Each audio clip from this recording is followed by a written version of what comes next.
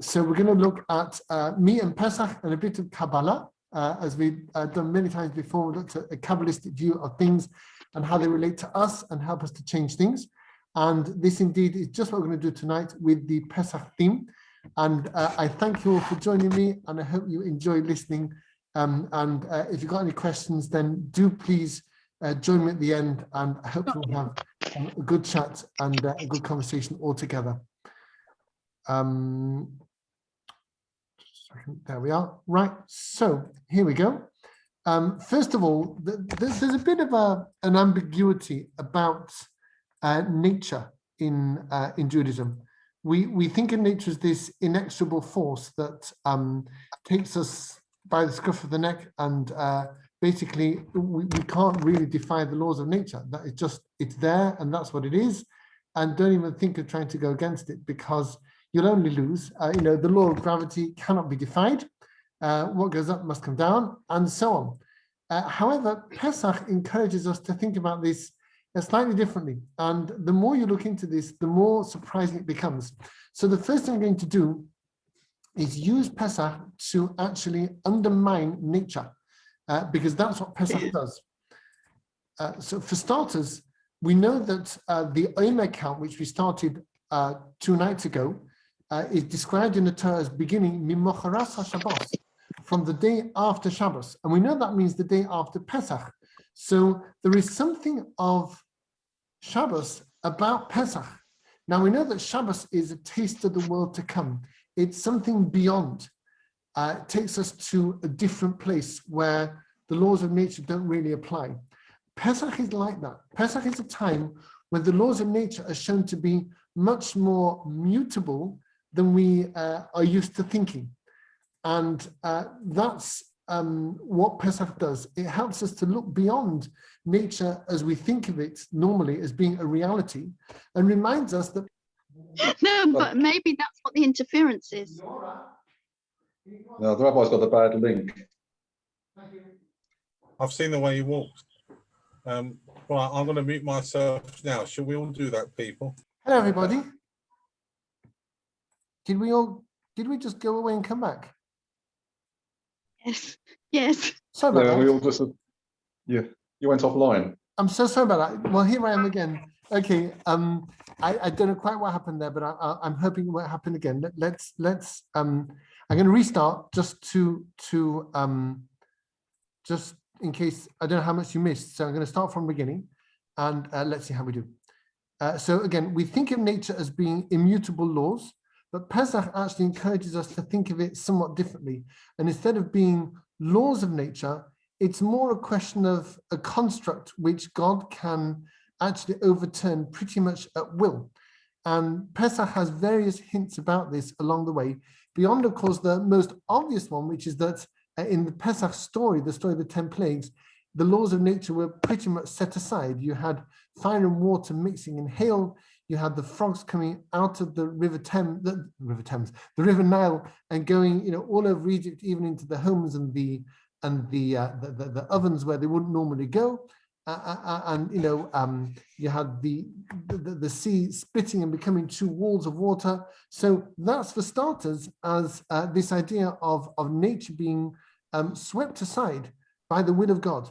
We find this also hinted at in the fact that Pesach is referred to in the Torah as Shabbos. We start, we have the Omer offering, the sheaf of barley, which I talked about in Shul yesterday, and the count of the 49 days of the Omer on the 2nd day of Pesach, and it's called Mimocharas HaShabbos, on the day after the Shabbos. Now we know that Shabbos day is actually Pesach. Pesach is referred to as a Shabbos day because Shabbos is a day when we're not entirely in this world. We don't engage with this world so much on Shabbos because it's as if we're already in the next world. Thus, Pesach is called Shabbos because Pesach is a day when the laws of nature that normally bind us don't really apply. That is the key takeaway message of Pesach.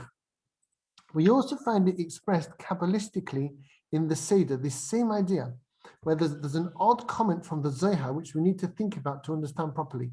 We know, of course, there are 4 cups of wine at the Seder. And in Kabbalah, these are seen as referring to 4 worlds which link God to us. There is God himself, Then there's the world of Atzilus. Eitzah means next to. That is the world next to God.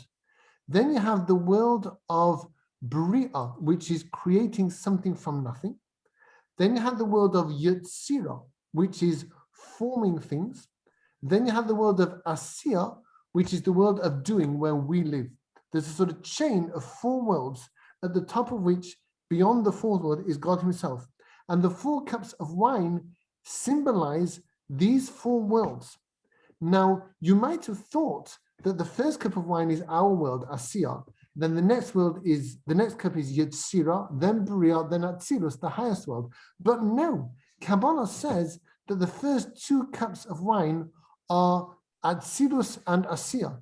The highest world and our world are linked in those first 2 cups. This is because the whole point of Pesach is to catapult our world into that world.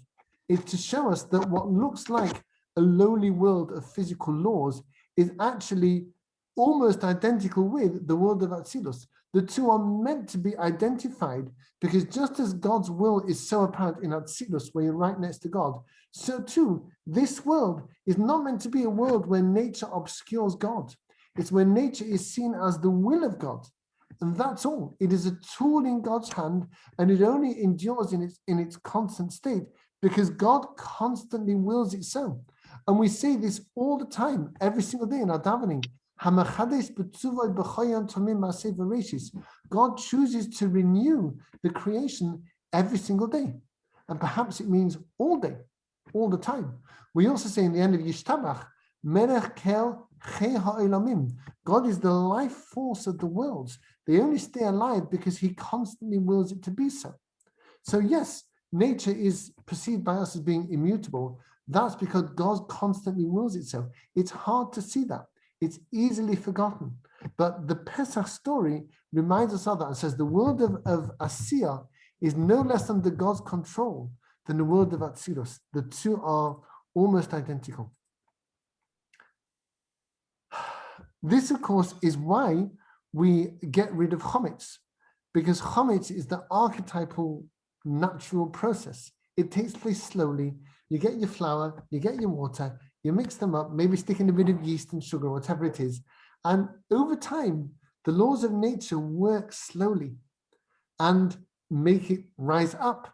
This is the typical natural process, like planting a seed or dropping something off a mountain. Things happen over time in nature. That's how we're used to seeing it.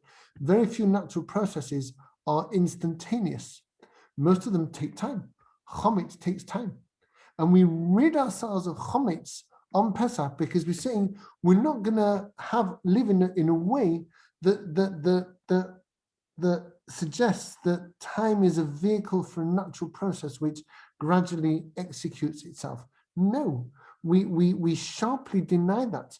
We rid ourselves of chametz and replace it with matzah, this thing which is made almost in no time at all. And the ideal matzah would be water, flour, mixed up into dough, straight in the oven. No time, no messing about. We don't wait for a natural process to take place with the flour and the water acting together. It's straight in the oven. Yes, of course, it has to bake, but the idea is that in the dough stage, there's no waiting around at all. We're not going to be in a world where we have to wait for natural processes to play themselves out. That's the chametz world. The matzah world is the world above nature, where we're not dependent on long-lasting natural processes. It's a different way of living altogether.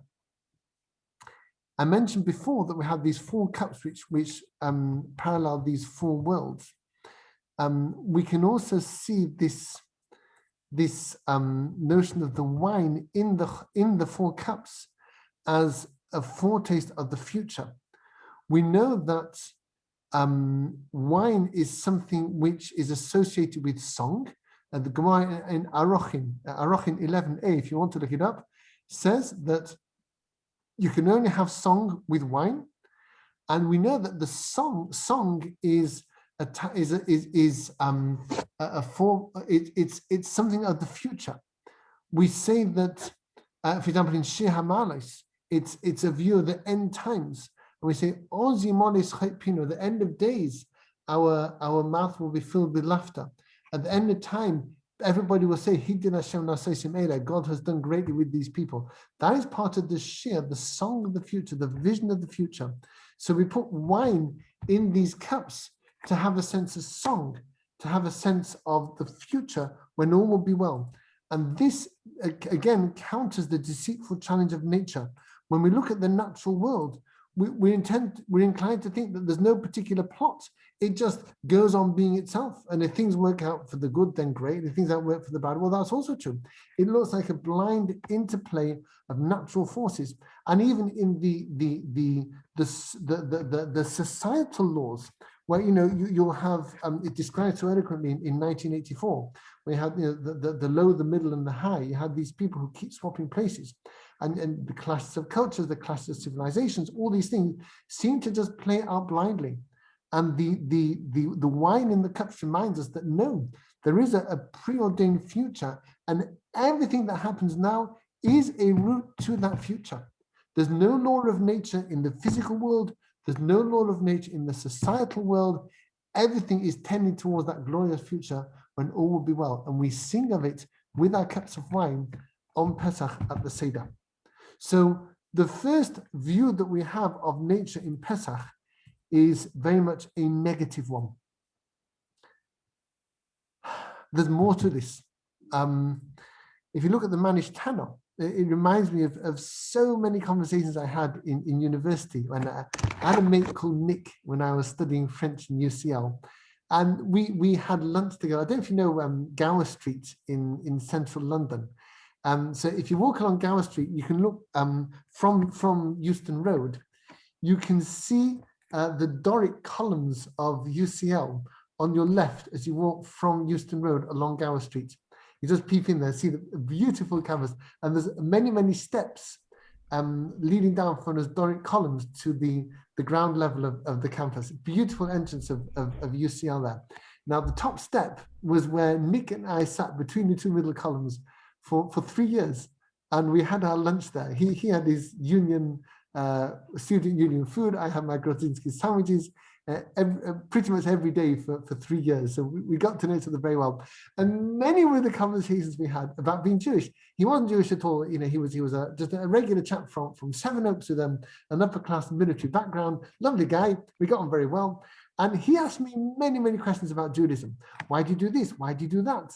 And all these, and I had this sort of evolution of mood with him in these questions again and again, where he would raise something that I did. Why do I wear my skull cap? Why do I wash my hands before I have bread? Why do I say these blessings? Why is there a blessing after you've gone to the toilet? Why do you pray? Why do you have to eat certain foods? Why can't you come to university on a Saturday? So many things that he asked me, and every time I had to answer him. And I got used to this sequence that it was a question where he would look at what I was doing from a worldly perspective, which was the world he came from. And he was respectful and curious, and I had to answer from a godly perspective. And time and again, when I brought the values and the truths of Torah into our conversation, that was the basis upon which what I was doing made sense. And this is what Manish Tana actually does. Manish Tana reminds me of Nick, because you had this kid ask the question, what's going on? We've just had, we just brought the food out and now we're putting it away again. Why are we having, why are we leaning? Why are we having milk instead of chametz? Why are we dipping things? What's going on? You answer that by saying, there's this thing called God. And he found us in a pretty bad spot in Egypt, and he took us out. And once you bring God into the equation, everything makes sense. It's a higher reality upon which all else is based. And here again, we have the natural world being controverted and superseded by a higher reality that we bring to bear. And in that high reality, all the odd Jewish things that we do make sense. If we look at that, if we look at what Jews do without that high reality, then it's old-fashioned. It can be seen as misogynistic. It can be seen as primitive, savage, barbaric, Old Testament. I know all that stuff, And the view of Judaism is that you have to understand it from the divine point of view. And once you do, everything makes sense.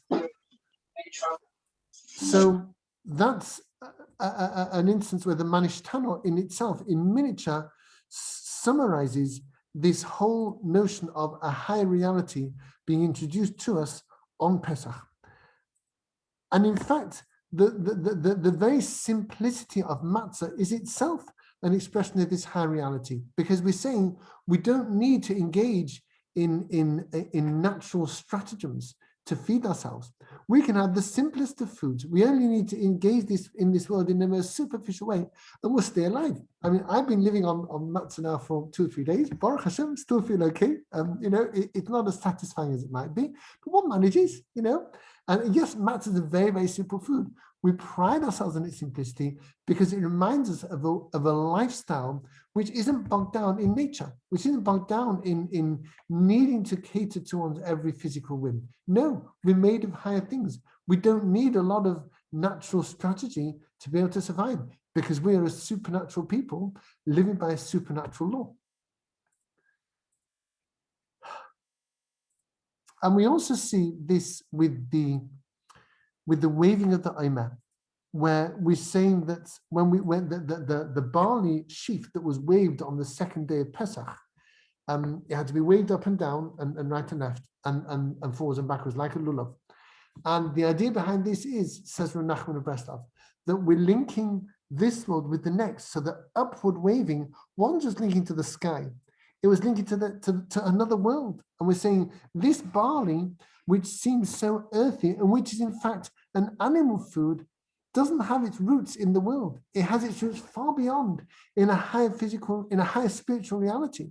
Nay, it is a manifestation of a spiritual reality. In fact, all the physical things that we have, we're used to seeing their roots being down in this world. It's the wrong way around. In fact, their roots are up in heaven. I've even once heard an explanation that the human being is made this way. It says in the Torah that a person is like a tree. Ki adam eitz hasodah. Now, if you think of a person as a tree, with the wrong way round, because if you think of our head as the roots and our legs and arms as the branches, it's the wrong way. We should be walking on our heads. So how can we be compared to trees? And the answer is, we aren't rooted in this world. We're rooted in heaven. If you turn us upside down and see our heads being the root in heaven, then it makes sense that we're like trees. And as much as we are rooted in heaven, so everything is rooted in heaven, which means we should be able to find spiritual messages in the way physical things are. And that's what I'm going to do now. We're going to move beyond seeing nature as something mutable, as something which is actually just a tool in God's hand. And we're going to see as more than that, as actually a revelation of the spiritual. That's what nature really is. It's not just a tool. It's more than that. It reveals spiritual truth to us when we see it in the right way. This is the second half of what I wanted to talk about. And I'll move on to this right now. Gosh, there's a lot to, okay, it's going to get a bit deep now. Start off with a simple one.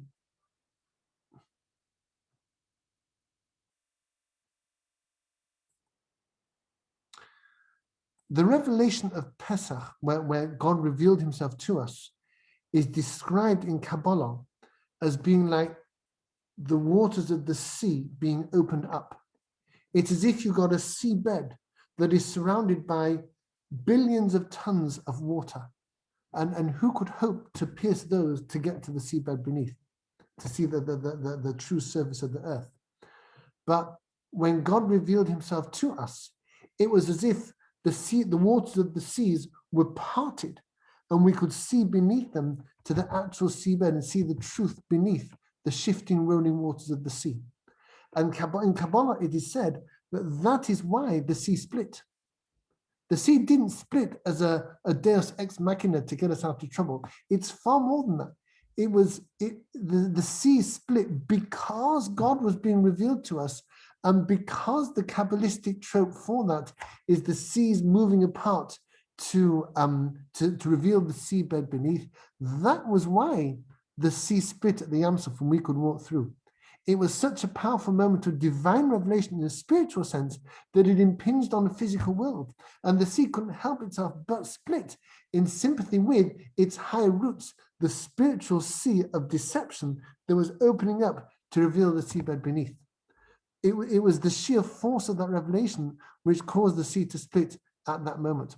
All God had to do at the Yam Suf was reveal himself to us, and as a byproduct of that, the physical sea split as well. That was an easy one. Let's move on to a couple of deeper ones. Okay, so we've already touched on the notion of matzah and chometz. Let's now look at this a little bit more deeply. We know that matzah and chometz are both made out of dough.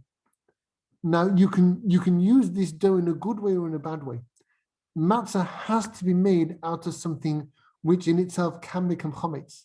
If you have matzah made out of, let's say, rice flour, you've not done the mitzvah with that. It has to be with flour from barley, rye, oats, wheat, or spelt, which can become chometz. What do? You arrest that process and turn it into matzah. Now, when the universe was, if you look at the creation story in Genesis 1, it says there that God made the earth. He made the heavens and the earth. The earth was empty and waste, and there was darkness on the face of the deep, and the Spirit of God hovered on the face of the waters. So initially we have earth, and then we have water. And God's Spirit hovers on its face, which means that water can be used, that water and earth can be good. They can have God's Spirit within them or not. Because as soon as you have a creation, as we've seen, its nature can mask God. So the creation of the earth and the water goes two ways. You have God's Spirit, which is to turn it the right way, but you can also have another spirit which turns it the wrong way. And this is why we have flour and water. The flour represents the earth at the start of creation. The water represents the water at the start of creation. Mixing them together creates that dichotomy. Which way will you go? Will you have the Spirit of God making it into matzah? Or will you just bring air into it and make it into chometz? It's your call, it's your choice. But here again, we see that the physical nature of the creation story is actually determined by the choice of chometz versus matzah.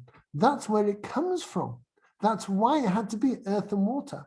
Because chometz because flour and water is such a deep reality, it expresses so fundamentally the choices of humans. Will you go with blind nature, or will you go with spirituality? Will you go with Aveira, or will you go with mitzvah? It is such a deep truth that the very creation follows that form. Just like the crossing of the Red Sea followed the spiritual metaphor for the revelation of God.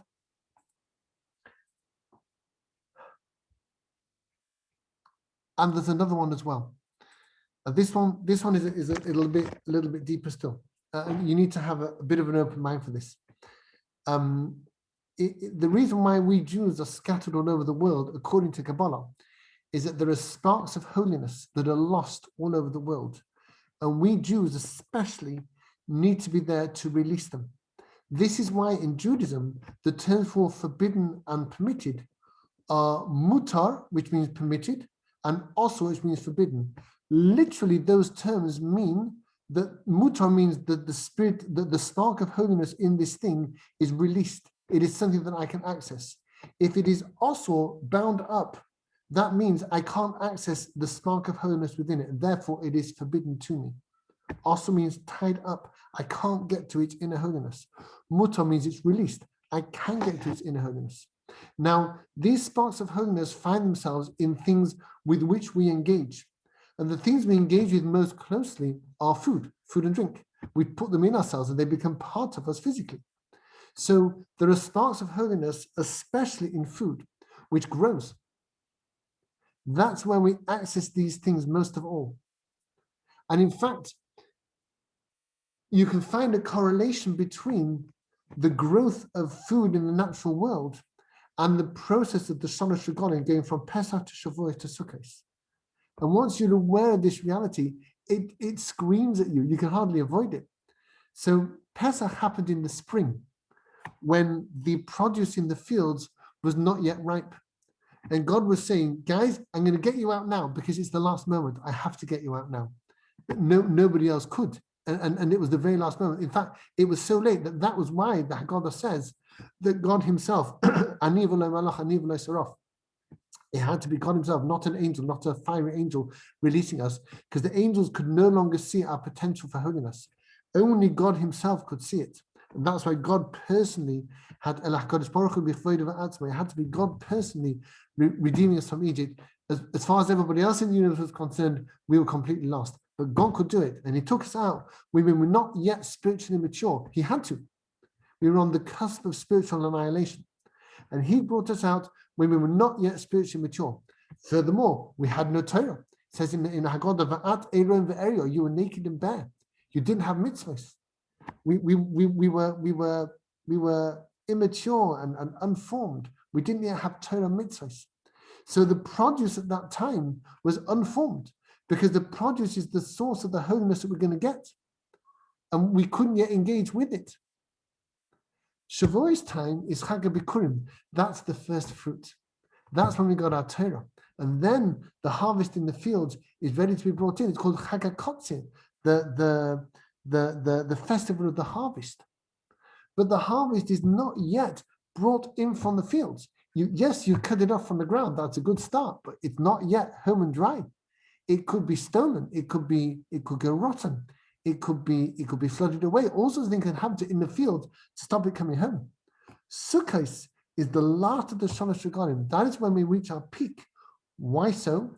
Because at Sukkot we've gone through from receiving Torah to moving beyond a beautiful bond with God. You know what we did by Sukkot time? We've ruined our bond with God and we've remade it.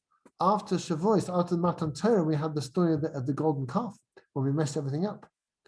And after Shavuos in the calendar, we have the 3 weeks, Shiva Asar B'Tammuz, when Moshe came down and broke the luchos, when he saw us dancing around the golden calf. And Tisha B'Av, when the spies were, later on, the spies were crying because of a lack of faith in God. So we had to come back from that, and that we did with Yom Kippur. And then we have Sukkot, a celebration beyond forgiveness, when all is well, and we realize that our bond with God is actually resilient. It's not one strike and you're out, because God loves us so much, he'll forgive us. We didn't know that before. That is when we reach our maturity, Chag HaOsif, when the fruit is gathered into our homes, then it's safe. That's when we really bring our spirituality home and all is well. And the fruit and the produce in the fields, which contains the sparks of holiness that we need to access, that vehicle of our spirituality, it expresses where we're up to spiritually. At Pesach, we were immature. We were growing, but we were immature. At Shavuos, we just made it, but we weren't yet finished. Sukkot, we were properly rounded off as a people, and all was well. So Pesach actually takes us on a voyage of discovery. It shows us that nature is far more flexible, far more mutable and subjective and provisional than we actually dare to think. Not only with the story of the 10 plagues, but all these little hints of Pesach being a day of Shabbos, of the wine in the 4 cups, of the 2 first cups themselves being the 2 highest and lowest worlds being brought together. And then we see that Pesach is actually Pesach shows us that nature itself is a revelation of a higher spirituality through the splitting of the Red Sea, through the through the creation of the universe, the creation of the earth itself being a paradigm which we find later in Chometz and Matzah, and through the produce as the vehicle for the holiness that we are to access from this world, paralleling our own spirituality and becoming more accessible for our spirituality as we ourselves progressed through Torah, through forgiveness and beyond, to a love relationship with God that brooks error and return. So all these things are there in Pesach, and that's all wonderful. But then after Pesach, what do? There we are again, queuing up outside the bakeries after Pesach. We're back to Chometz. How can that be? How can we go back? And the answer is we're not going back. The answer is hopefully we'll bring that perspective with us. And when we go back into our Chometz, we know now what it is. the chometz is actually just a symptom of a nature which isn't really a law of nature. It's not really an immutable thing. It's not really a thing in itself. It's really in God's hand, and it is a revelation of God and the truth with which he engages with us. Once we understand what nature is really about, it's okay to go back into the natural world. Now we can access those sparks. We can burrow down into that fruit, into that produce, and release the sparks of holiness within it, because we're on our way. So Pesach is actually, it's vision express. It's giving us a beautiful, proper vision of the natural world as a tool in God's hand, as a revelation of God's will. And that way we can be trusted to get back to our chometz, but never again in the same way as before Pesach. And it's a message we relearn year on year to hopefully people will come to a time when we no longer need it and all will be well. And then we will indeed laugh over our cups of wine in rebuilt Jerusalem. If anybody would like to mention any points, just a second. I'll see if I can unmute everybody. I want to unmute everybody. Do please unmute yourselves if you would like to mention any point. We've got a couple of minutes left if you like. Any questions or comments? No? Okay. Well, as ever, thank you all for joining me. It's been an absolute joy not only to talk to you, but even just to see you. It's a lovely thing in itself. Hope you enjoyed it, and wish you a lovely end of Pesach. And don't be taken in by that natural world. There's water in the reach there, as we've absolutely seen. Yishakar, thank you for coming. Chag Sameach to everybody. Be well. Take care. Bye-bye. Thank you, Rabbi. Thank you. Thank you, Rabbi. Thanks, Thank you Rabbi. all very much. Thank you for coming. Lovely to see you all. Can I know? Thank you. Bye-bye. Bye-bye. Yeah.